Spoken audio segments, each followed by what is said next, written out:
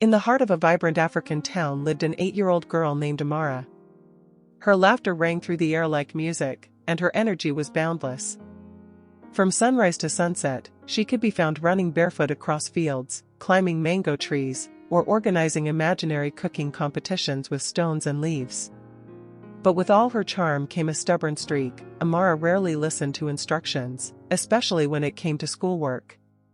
Her teachers tried their best to guide her, but Amara's mind was always elsewhere. When asked a question in class, she would fumble, giggle, or pretend she didn't hear. While her classmates progressed, Amara lagged behind, uninterested in books or learning.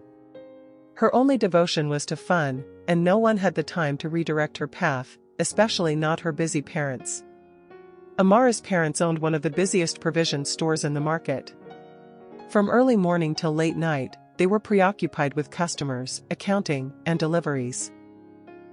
They loved their daughter deeply, but their business demanded so much of their time that they rarely noticed the changes in her behavior.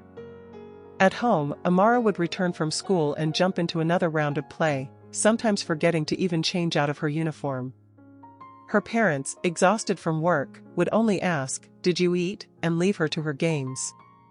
There were no bedtime stories, no homework checks, and no moral instructions, just the hum of money counting and the constant hustle of business. It wasn't long before Amara's behavior began to alarm the school authorities. Her performance dropped drastically. She couldn't spell her name properly, didn't know how to read simple sentences, and couldn't solve basic sums.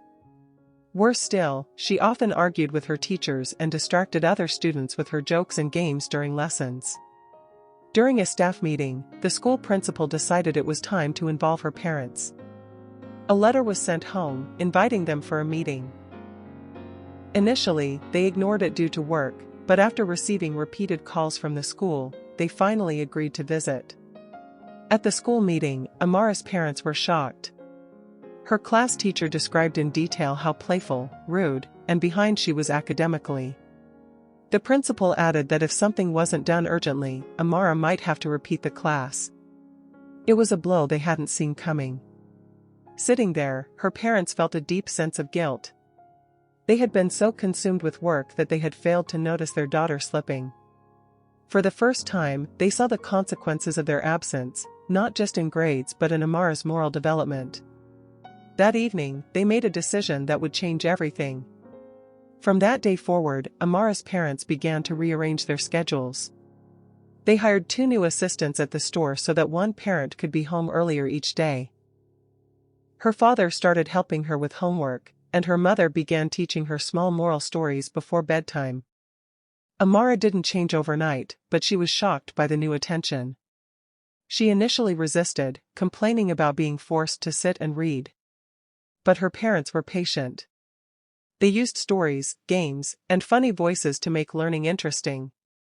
Slowly, something started to shift in Amara's heart. In addition to the home efforts, Amara's parents enrolled her in an after-school program. The extra moral lessons were held thrice a week by a kind teacher named Miss Ojeki. She used songs, dance, and stories from the village to teach discipline, respect, honesty, and the value of learning. Amara soon grew fond of Miss Ojeki and began looking forward to the lessons. She learned how to greet elders, how to apologize when wrong, and the importance of trying hard at school. Her once scattered energy found new direction under loving guidance. Though progress was being made, it wasn't easy. Amara still had moments of stubbornness. Some days she would throw tantrums when asked to do homework, or sneak out to play when she thought no one was watching. But now, there were consequences, privileges were taken away, and she had to earn her playtime. Her parents stayed consistent, reminding her lovingly of her goals. Her teachers also began to notice small improvements. She was paying more attention in class, raising her hand, and sometimes even helping classmates. Slowly but surely, Amara was growing. As the school term advanced, Amara's efforts began to shine. Her handwriting improved, she learned to read small passages, and her mathematics skills became stronger. During a school quiz competition, she surprised everyone by answering several questions correctly and earning her group a win. Her parents were called again, but this time, for a praise meeting. The same teacher who once complained about her behavior now described her as a transformed child. Amara smiled shyly as her parents beamed with pride. Final exams approached, and for the first time in her life, Amara was nervous. She studied daily, practiced with her parents, and revised with Miss Ojeki. On the day of the exam, she wore her best uniform, held her pen tightly, and whispered a silent prayer before beginning. The exams lasted a week.